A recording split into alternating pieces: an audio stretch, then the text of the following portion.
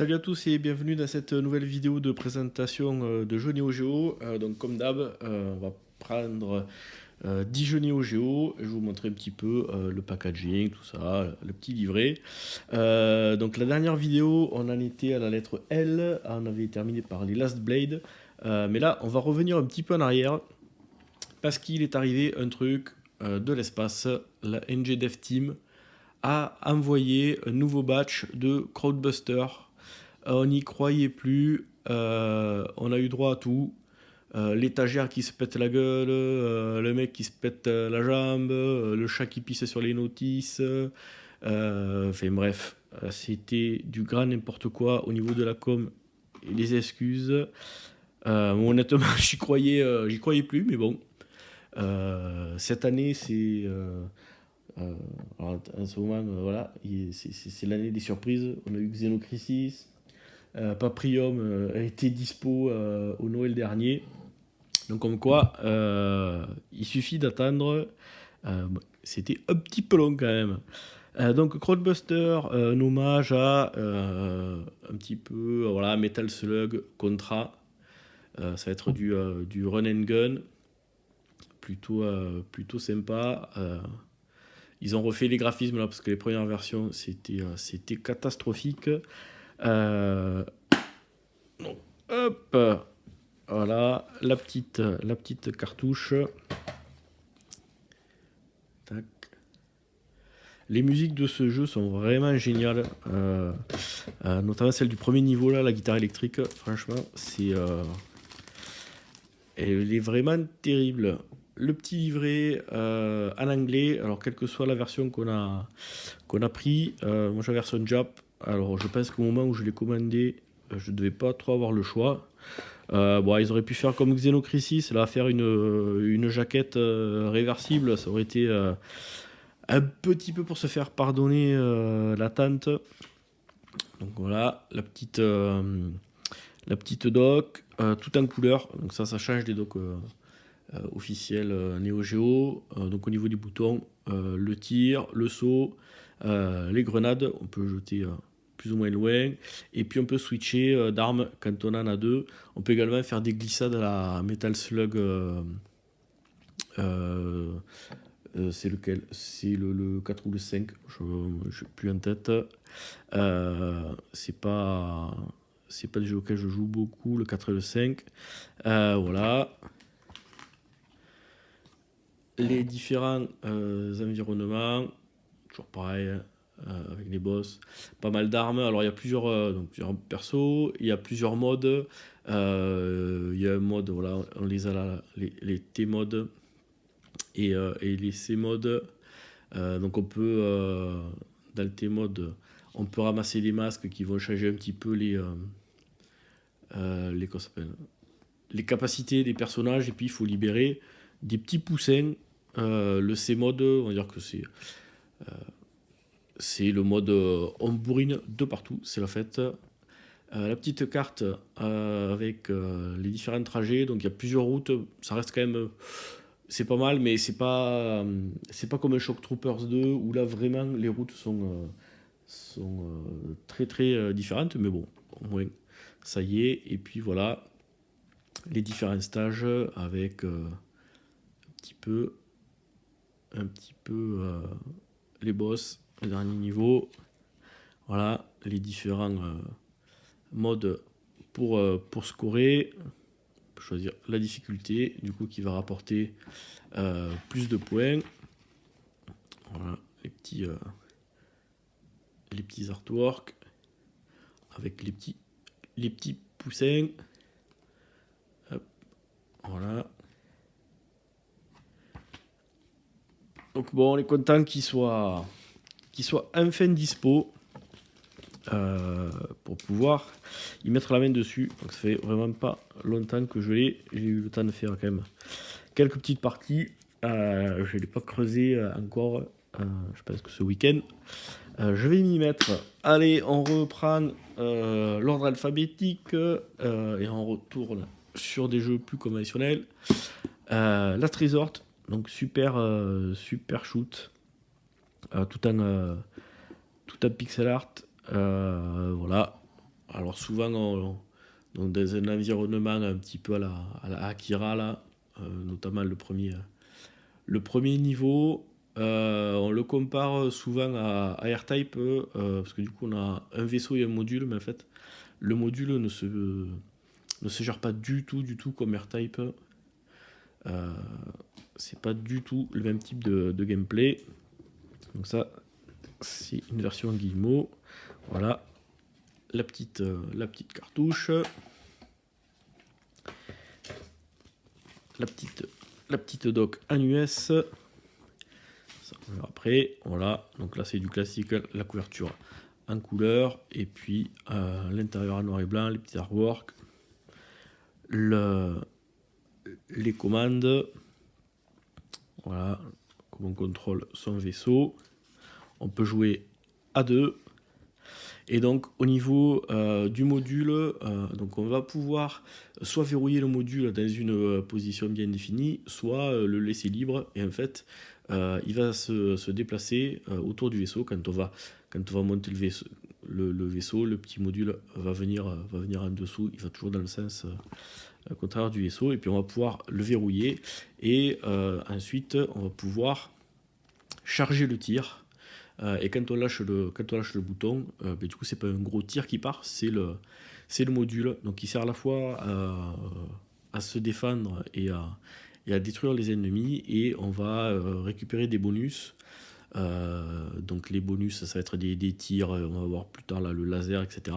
Il y a des bonus bleus, et donc quand on jette le module, il va rebondir sur les parois, et le module et le bonus rouge, donc le petit module va avoir des traits rouges. En fait, il va soit sur le plafond et puis il suit, soit au sol et puis il suit. Donc, suivant les passages, il va falloir connaître le jeu et anticiper et avoir les bonus avec soit bleu, soit rouge.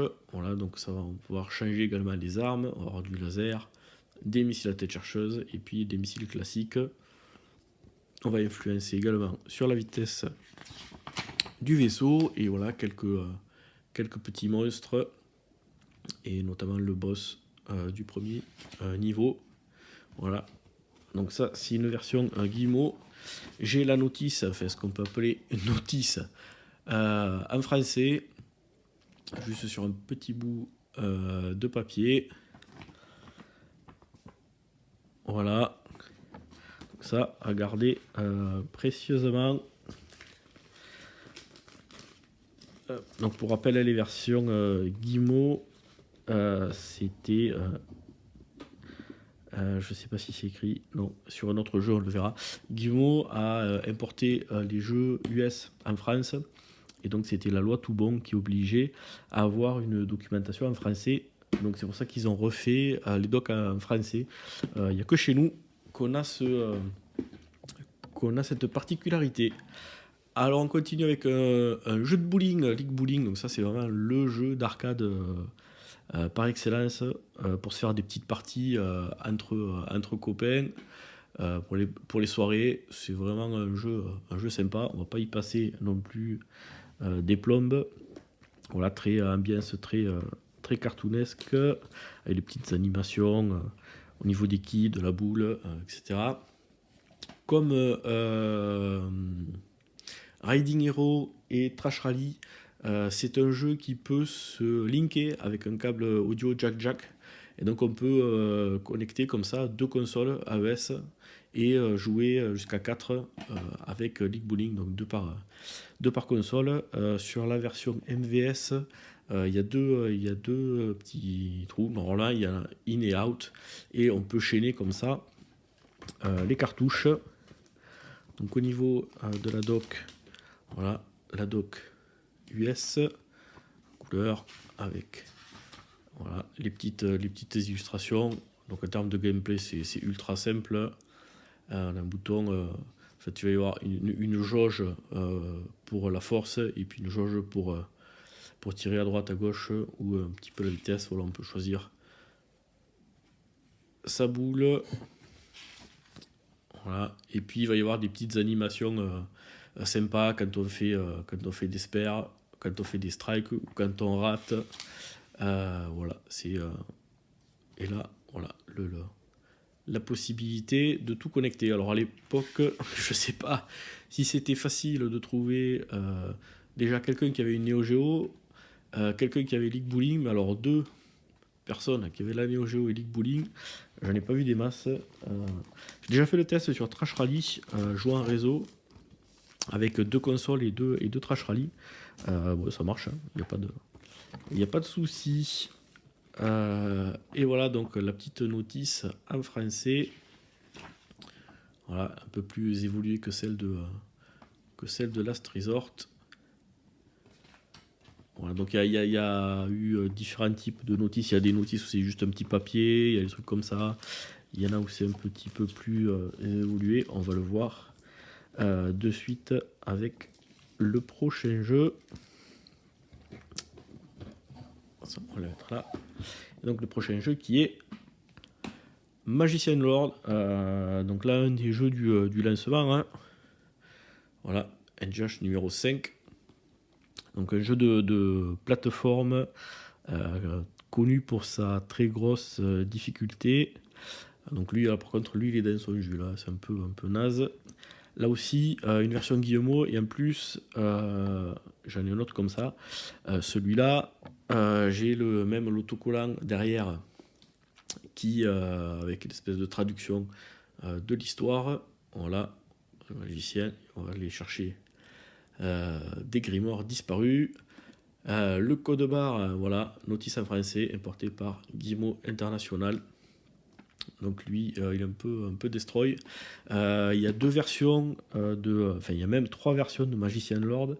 Il y a une version, il y a un set qui existe, il me semble qu'en version japonaise, un autre set pour les versions US et des versions japonaises, et ensuite un 3e set sur la Neo Geo CD.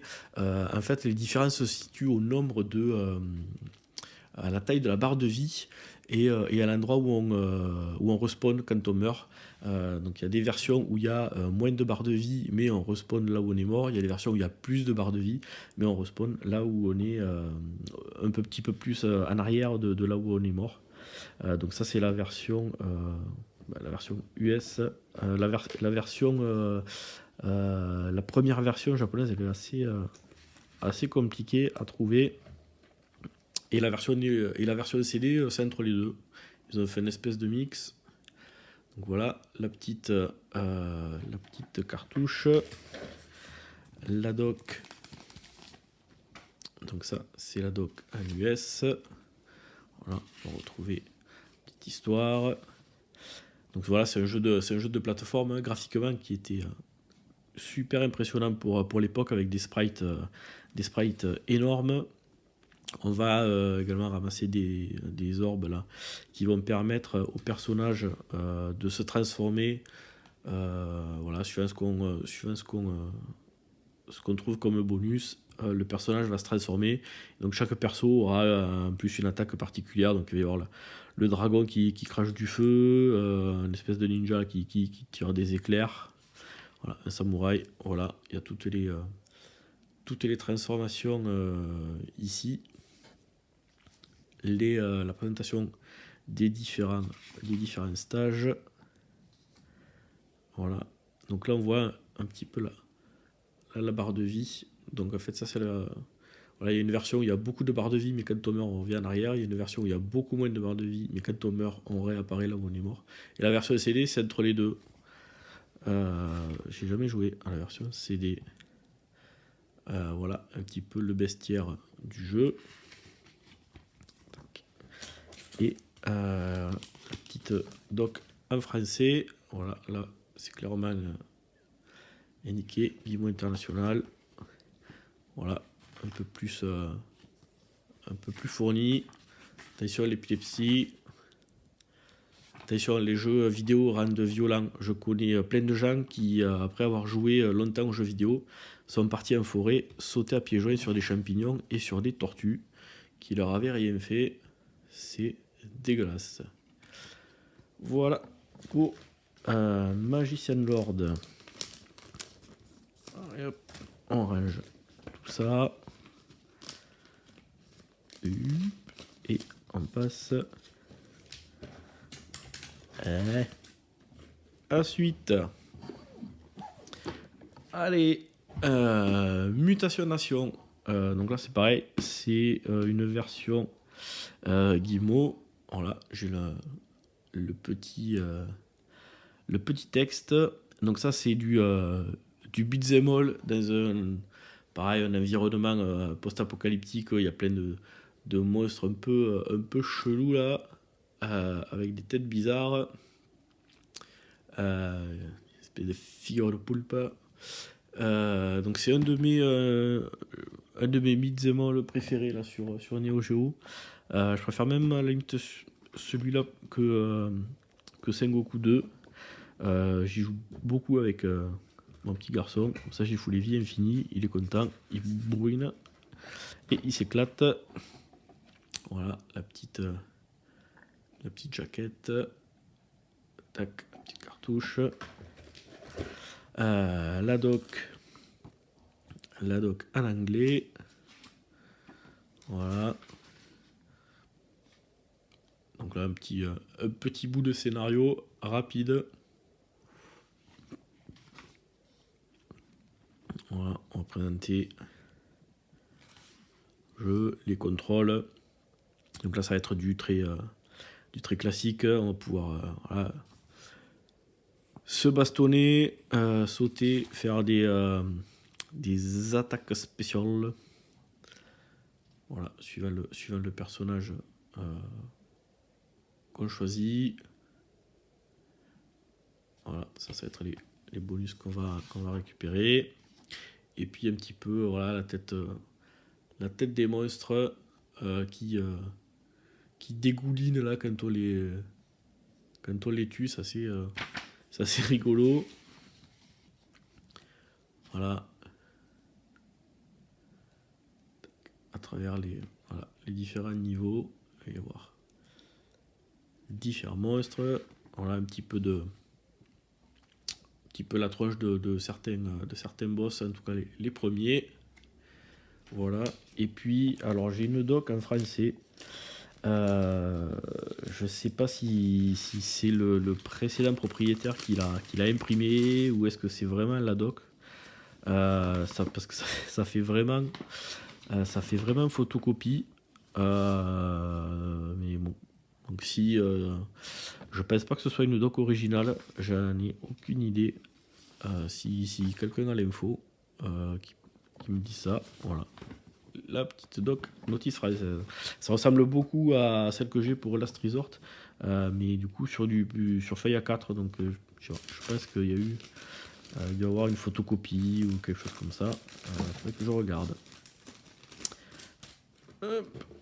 Alors, on passe maintenant à NAM 75. Et là, vous dites, putain, mais sur Neo Geo, avec la lettre M, il y a des jeux de ouf. Il y a quand même une série exceptionnelle qui s'appelle Metal Slug. Mais ouais, les gars, c'était une blague. Allez, je vais vous montrer presque tous les Metal Slug. Il en manque quelques-uns qui sont là. Donc voilà, si on regarde la liste, Metal Slug, voilà, ils sont là. Hein. Metal Slug, le 2, le 3, le 4, le X, le 6 qui n'existe pas, il n'y a pas le 5. Ah non, allez, c'était assez bon, c'était une blague. Allez, je vais vous montrer vraiment tous les Metal Slug cette fois-ci, du 1 jusqu'au 5. Voilà, ils sont là. Ils sont tous là. Non, j'en ai pas des Metal Slug, ça coûte trop cher. Voilà. Quand j'aurai plus de 4 abonnés, que je serai plein de sous, d'égoïsesse, que je ferai des vidéos en string dans le jacuzzi, peut-être que j'achèterai Metal Slug, mais pour le moment, j'en ai pas. Alors, NAM 75, en parlant de bombasses dans les jacuzzi, là, on en a une belle là. NAM 75, lui c'est pareil, c'est voilà, le premier jeu de la Neo Geo.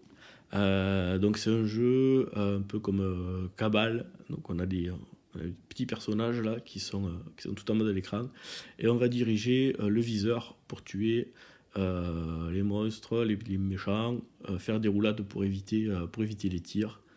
récupérer des bonus, des armes, des grenades, etc. Ce jeu-là, il a une histoire particulière, il a été censuré au niveau de la jaquette. Puisque vous n'êtes pas sans avoir remarqué que là, on a une bombasse qui vous a déjà un petit peu mis une très légère érection, n'est-ce pas? Donc, il y a des abrutis qui ont foutu du marqueur noir ici et ici. Et donc, si vous regardez souvent sur Internet, sur les sites d'enchères, vous allez voir souvent c'est Riding Hero qu'on retrouve. Riding Hero, sur la boîte, vous comprenez pas, il y a des espèces de traits noirs. Vous dites, mais c'est quoi ce bordel? En fait, les mecs, ils ont inversé les boîtes, ils ont pris un jeu qui était pas terrible et ils ont mis la boîte de ce jeu-là pour l'an 75. À noter que la version japonaise, c'est une boîte en carton, comme League Bowling, on a Ghost Pilot qui est comme ça, on a Top Player Golf, il me semble qu'il y a Cyberleap aussi, voilà, il y en a quelques-uns qui sont en boîte carton. Donc voilà, donc en fait il y a des abrutis qui ont colorié ça, il y a des super abrutis qui devaient certainement être chefs, qui ont carrément enlevé la jaquette et mis du feutre sur la jaquette. Donc moi j'ai eu de la chance, j'avais que la boîte qui était avec du feutre, donc j'ai viré la boîte, j'en ai mis une autre. Et quand on est con, on y est jusqu'au bout. Il y a certaines versions où il y a même du feutre ici sur la cartouche. Moi j'ai eu de la chance, j'en ai pas. Et il y en a aussi sur la dock. Et là, moi j'en ai un petit peu. Voilà, on voit là qu'ils ont colorié ou pas bien. Et donc ça a même traversé. Faut être franchement super con. Donc voilà le petit livret. Voilà les contrôles. Donc ça c'est voilà, super jeu. Donc, jouable à deux. À deux c'est vraiment super fun. Donc il faut à la fois surveiller son petit bonhomme en bas pour éviter les tirs, faire des roulades et puis diriger le petit viseur là pour tirer sur tout ce qui bouge. Voilà, on va récupérer des grenades, des bombes. On a palme. Voilà. Très ambiance Ikari, hein, qui est aussi un jeu SNK. Voilà, les divers stages.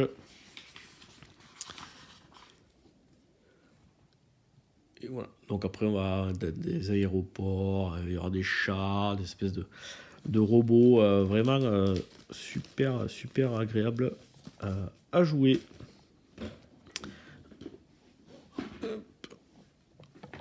Allez, Neo Drift Out, donc ça c'est un jeu de voiture, une espèce de vue en 3D isométrique. Là j'ai fait une petite vidéo où je fais 7 minutes 6 pour le finir. C'est un jeu qui n'est pas sorti officiellement en AES, en tout cas à l'époque. Il existe que en MVS et en Neo CD. Il y a Pixel Art qui a récupéré les droits de Visco et qui a réédité Neo Drift Out. Donc ils ont réédité d'autres jeux. Moi j'ai Bang Bang Buster, qu'est-ce que j'ai, Andrew Dunos et Breaker's Revenge. Il y a aussi Captain Tomade, il y en a quelques autres. Bon, après dans l'ensemble c'est pas des jeux super exceptionnels. Donc ça voilà, c'est un petit bootleg. Là on voit que le golden sticker il est juste jaune. Voilà. Donc ça c'est pareil, c'est un jeu de bagnole très arcade avec une courbe de progression impressionnante. Au début, on n'arrive pas à finir le jeu. Après, on arrive à le finir. Et une fois qu'on l'a fini, c'est là qu'on se rend compte que on peut faire facilement 30 à 40 secondes de moins. Donc, il faut optimiser son pilotage. On freine jamais quasiment dans ce jeu. À noter que dans la version japonaise, la voiture dérape beaucoup plus que dans la version US. Donc si vous pouvez tester de jouer, si vous avez un Unibios, vous testez dans les deux régions et vous verrez qu'il y a une énorme différence au niveau du comportement de la voiture. Voilà, donc on peut choisir les trois voitures, c'est le cas. Supreme Preza et la Mitsubishi Lancer. Et voilà, on a les différents stages. Donc on va retrouver sur les routes en terre, sur de la neige. Voilà un petit peu tous les environnements. Un de mes jeux préférés sur Neo Geo. Notez que c'est la suite de Drift Out, un jeu qui est en arcade. Je pense pas qu'il existe sur des consoles. Allez, on passe maintenant à Nightmare in the Dark. Lui aussi, c'est un jeu qui existe pas sur iOS. Il est jamais sorti. Donc c'est alors de premier abord comme ça ressemble un peu à du Bubble Bobble. Ça ressemble beaucoup plus à du Snow Bros. Donc en fait on jette, une ambiance horrifique là, ça se passe dans des cimetières, une espèce de petits personnages. Donc là on voit les fantômes, il y a des momies, des revenants, etc. Donc on va jeter des flammes sur les monstres, au bout d'un moment ça va les transformer en boule, et puis après on va shooter dans la boule qui va rebondir un petit peu dans tout l'écran, et chaque fois qu'on va choper un monstre, au passage, ça va faire des combos et des bonus. Là, ça, c'est le boss de la fin des premiers niveaux, puisque chaque fois il y a un certain nombre de niveaux avant d'arriver au boss, et puis de passer au nouvel environnement. C'est un jeu qui est pas très très connu, mais qui est vraiment génial. Graphiquement, c'est une espèce de digitalisation. C'est vraiment cool, et l'ambiance du jeu, et c'est ce qui fait sa force, c'est vraiment top. Moi j'adore tout ce qui est comme ça, la style Bubble Bobble. Sur Neo Geo, il va y avoir Ban Ban Buster et Zoopapa, qui vont être aussi un peu dans le même style. Donc la petite jaquette, voilà, ils ont essayé de refaire les petites pages là comme sur les notices originales. C'est plutôt sympa. Voilà, petite doc, les différentes commandes. Voilà, le truc très classique, on a les potions qui permettent de tirer plus loin, plus vite, plus fort. Voilà. Et puis donc ça, voilà, ça va être donc ça va être notre petit personnage. Voilà, les bouboules. Vraiment un jeu qui est pas très très connu, mais qui est vraiment super cool. Je vous conseille vraiment de le tester avec un émulateur, avec ce que vous voulez. Il est vraiment top. Allez, on repasse sur du plus classique, Ninja Combat. Donc ça c'est ouais, on va dire que c'est un beat'em all. Donc on va diriger petit personnage là qui a des ninjas. Donc en fait il va y avoir plusieurs persos jouables. On va pouvoir jouer à deux, et donc on va se déplacer, et puis on va jeter voilà, donc c'est plutôt du truc à distance. On va jeter des shurikens, faire des magies, ce genre de choses là, pour défoncer les ennemis dans une ambiance ultra kitsch. Ça se voit déjà rien que sur la jaquette.